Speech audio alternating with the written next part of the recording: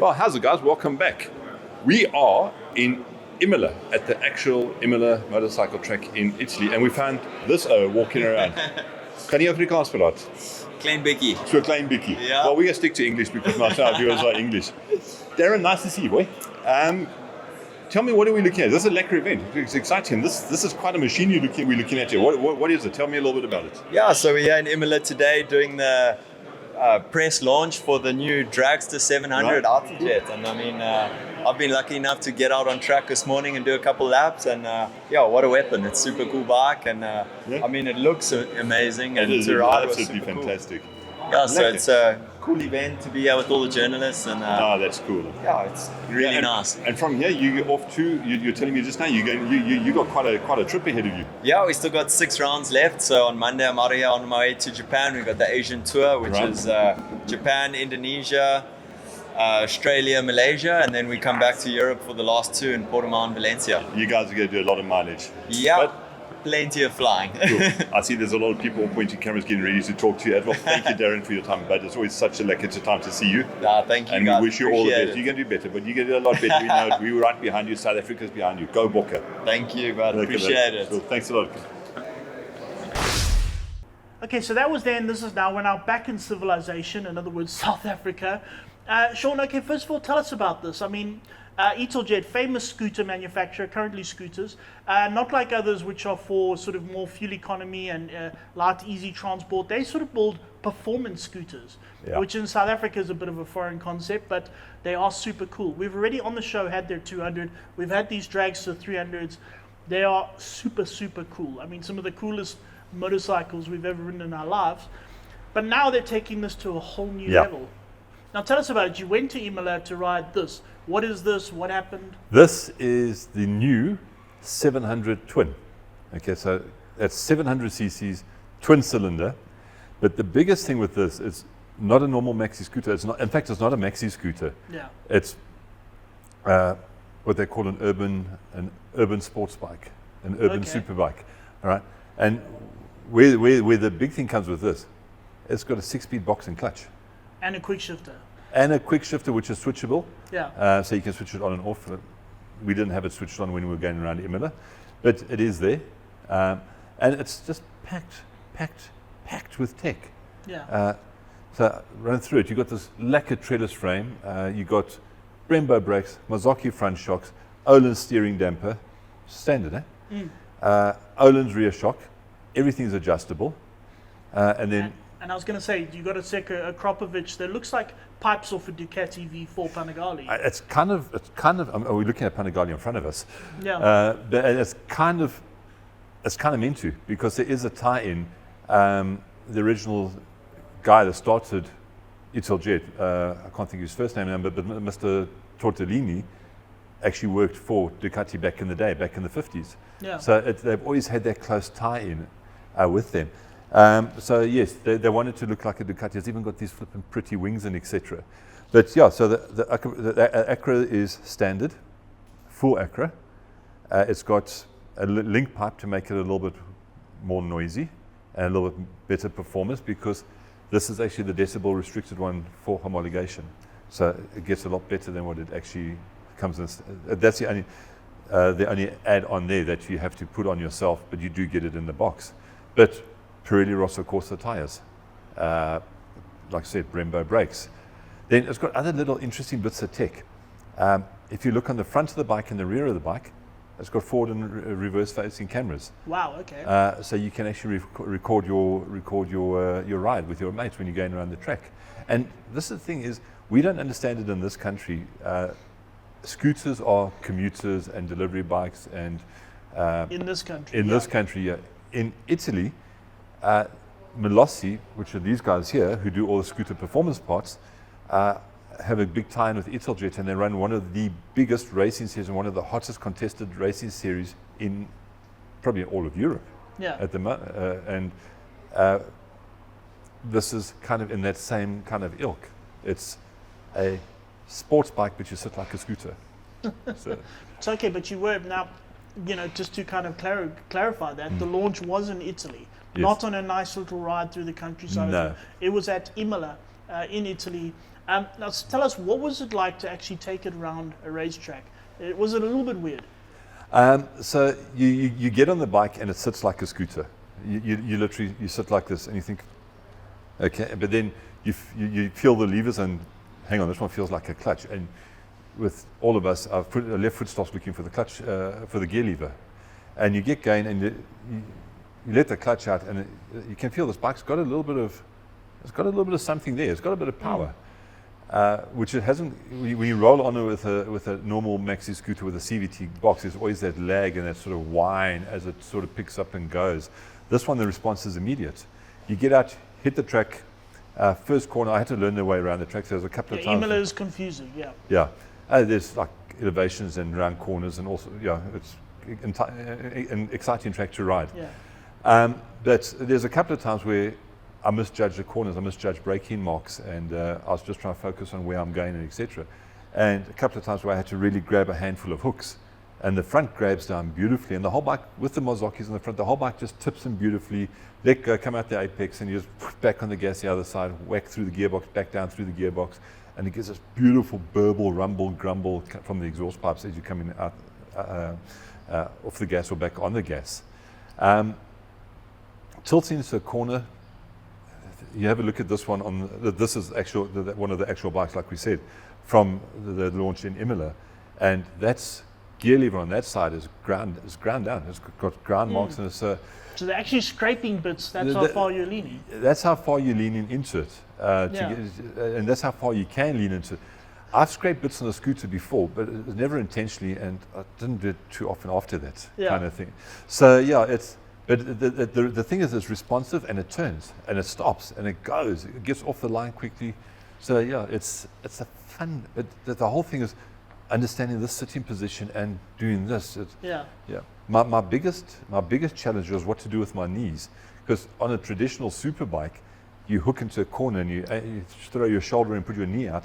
This knee's got to grab against something, and well, there's nothing there to grab against because it's a scooter. There's just this open void. Yeah. And so it took me a while to get used to that, but also the seat's almost like a bucket seat. It kind of grabs your butt and kind of holds you in place, but you can still move out if you need to. So really cool from that point of view, but really around the track, a really fun bike.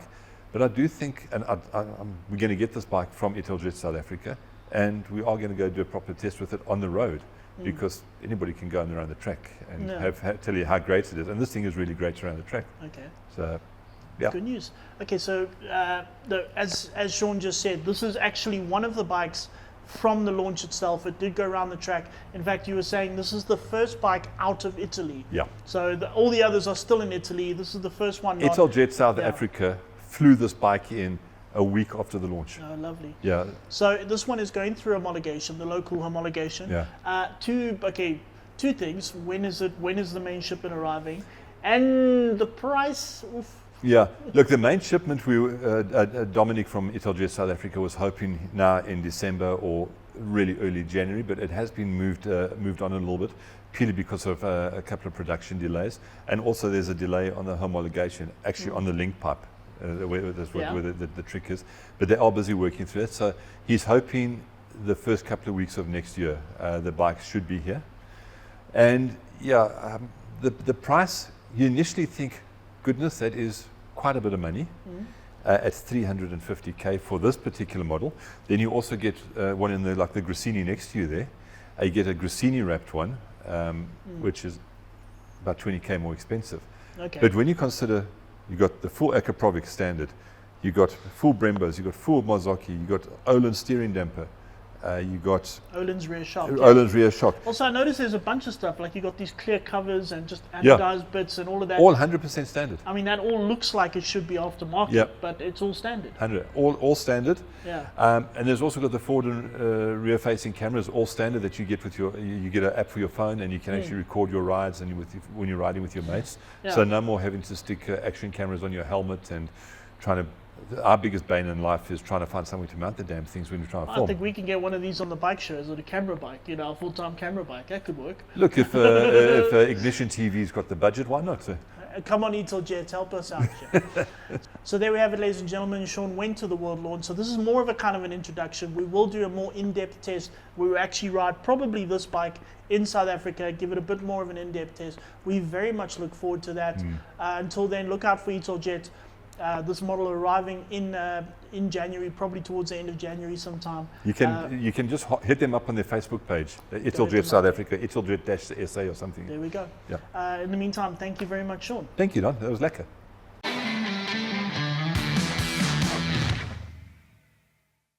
Welcome back. Now, after sitting with some very nice, prestigious Italian motorcycles, we're now sitting in Glenn's garage once again.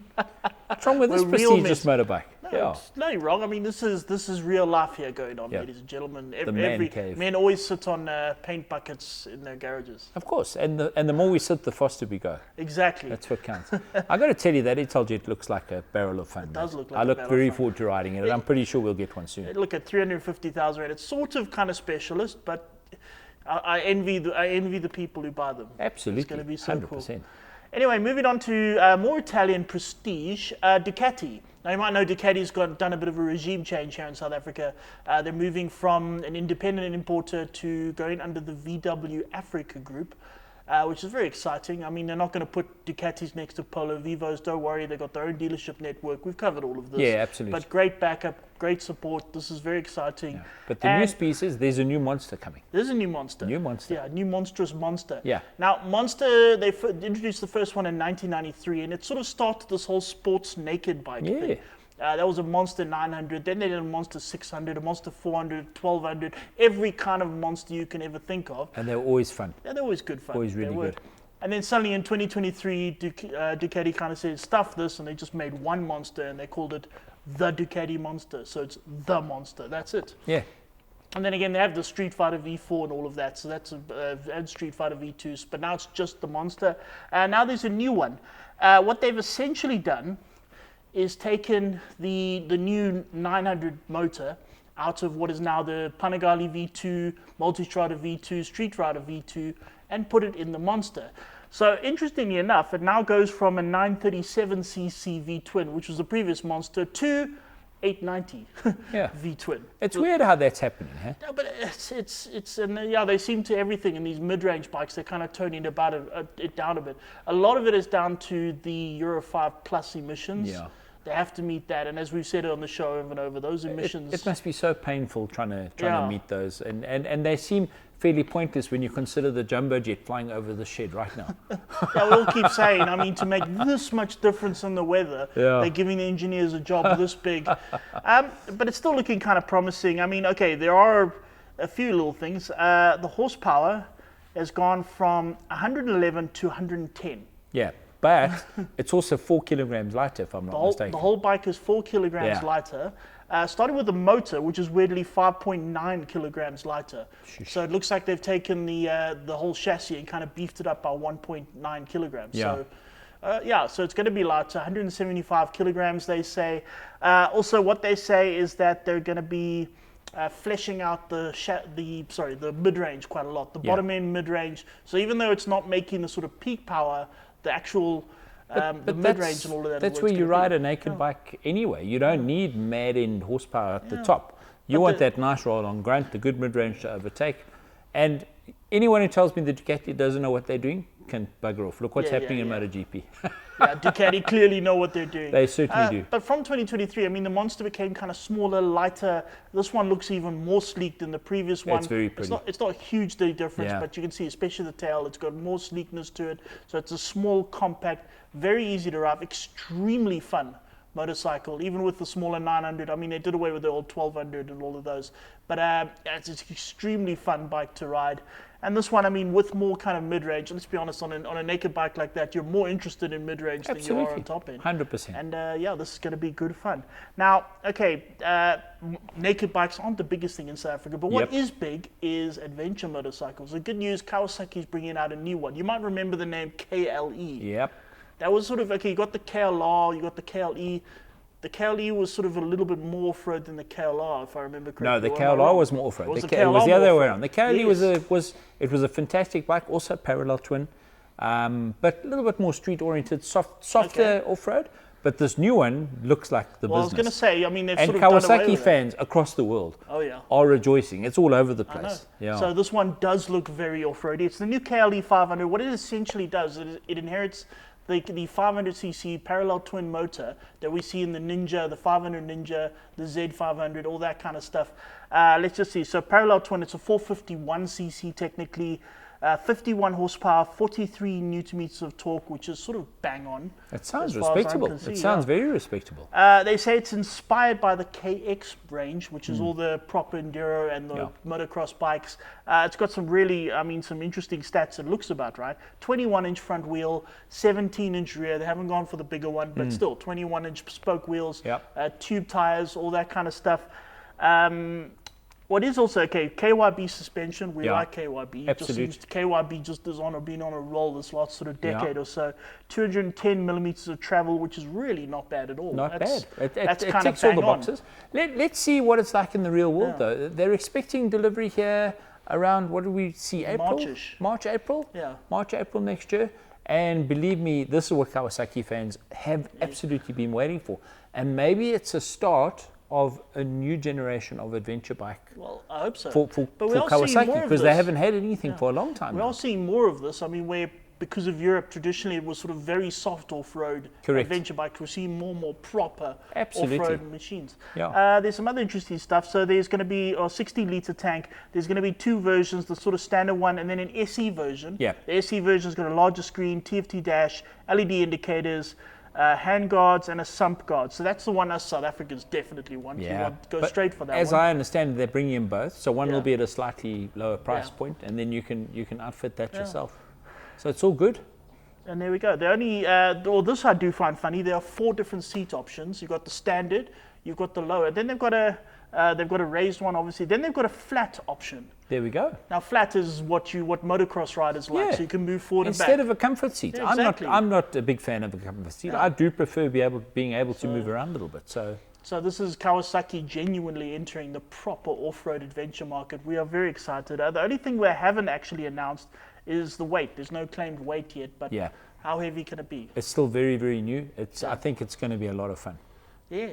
Now moving on, you've got a Sunfields ride coming up. Yeah, absolutely. So guys, if you're a dirt biker or you ride a quad or a side-by-side, 6th of December, pencil it in. It's time for the annual Sunfield ride. The Sunfields home is out in Balfour. They look after lots of adults and youngsters with disabilities, and we do our bit. We go and mark a really nice trail out through all the farmlands. Thank you to all of our farmer friends out there who allow us to do it. Everybody arrives. There is an entry fee, of course, but you have to bring a gift for the home. And it's not just chocolate. It's going to be, we want washing powder, we want mealie meal, we want a lawnmower, we want tires, it's for the good of the people. So if you can make it and you want to come along and spend a really nice day, Don, you coming this year, it's the perfect way to start Christmas. Let me tell you that much. And that's when you realize just how fortunate you are. So 6th of December, it's the Sunfield ride. Look it up on our pages. It'll all be up there. And please come and join us. It's for such a good cause. So there we have it, ladies and gentlemen. So far this whole episode, we've been sitting and talking. Coming up after the break, we're going to do something a bit daring for a motorcycle show. We're going to ride a motorcycle. Wow.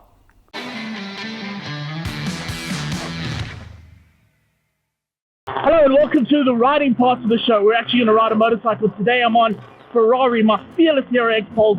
I've had him now for 3 years. We've done a lot of adventures. I've kind of abused him a lot and he hasn't broken down once. It's a faithful companion. It's a beautiful day out in Hartley. And I'm not actually here to sort of talk about Ferrari, although I'm very glad to get a chance to ride him again. I'm here to talk about, you might remember a few weeks ago, I did a story on a C650 hyper scooter, speaking about, how great they kind of are. And they're wonderful motorcycles. But what happened after that is I had a phone call from Mark Henderson, the guy who imports Scorpion helmets. And he said, Donovan, you're wearing your Scorpion Air helmet. I said, yeah. On a scooter. I said, yeah. He said, that's a superbike helmet. It's meant to be going around a racetrack. I'm like, well, as far as I'm concerned, it's all encompassing. It works great everywhere. And he's like, no. If you're going to ride a scooter, you need a scooter helmet. So I ended up with this. It's called Origine, a brand called Origine. As the name implies, it's an Italian brand. And as it seems, it's not just South Africans that are short on cash, the whole world is. So there was a need for a very affordable, well-working, stylish helmet. And who's better at that kind of stuff than the Italians? This specific one is called the Palio 2.0. It's what they call a jet helmet, because it does. It looks like Maverick in Top Gear would wear something like that. It's more made for kind of scooters and kind of commuting, that kind of stuff like that. Lots of air, lots of air. Air is good, especially in what's going to be soon our stifling South African summer. So yeah, I'm very glad to have this. Now here's the thing, it costs about 1,800 Rand. Don't panic. For 1,800 Rand, you get a lot. First of all, you get all the certificates, all the certification. This has passed all the tests. It is a proper safe helmet with all the kind of testing and that. And like for example, over here, I've got an air vent. There we go. See, now not a lot of helmets have that. It's also got air vents in the back to let the air back out again. So not only do you get all of this air, your head and all of that gets more air. Brilliant. More than that, you also get, there we go. Now it's the Top Gun Maverick helmet, definitely. Haha. Then, okay, more than that, you also get this. You'll see it over here. This is a Bluetooth device that comes standard inside the helmet. Now, first of all, you have to charge it. It took me forever to find where the charger was. It's tucked away stylishly in the back. You've got to get your fingers in there, unclip it, and there's the charger. It works just like the other one. So it can connect to your phone. You can listen to music while you're riding. A lot of people don't like that. I do. I like listening to music. Of course, you'll never know what kind of music I'm listening to because only I can hear it. You can also answer your phone. You can talk to other riders with other helmets. You can do all that kind of thing. And you can also do, like I'm doing right now, I can talk to my Insta360 camera. Yeah, so there we go. So right now I'm busy talking to you through the helmet. The microphone's just over here. It's got the 2 earphones already connected. And it's got a microphone tucked in just over here, inside here. There's the microphone. And it's all tucked away nicely and brilliant and very easy to operate. And it's 1,800 Rand. Now, they say, okay, this is meant for scooters. And yeah, sure, scooterizers will wear it, no problem. However, what they're finding is a lot of people that own, like, for example, GSs and stuff like that, they're also wearing it because, you don't want to wear your full flippin' body, everything like that, when you're riding through traffic to work or to the shops or whatever like that. You prefer a helmet like this. You prefer to be open in here, and as I say, especially in summer. So I'm very happy. It's a very stylish helmet. It feels good. It fits me perfectly, and I'm very happy to have it.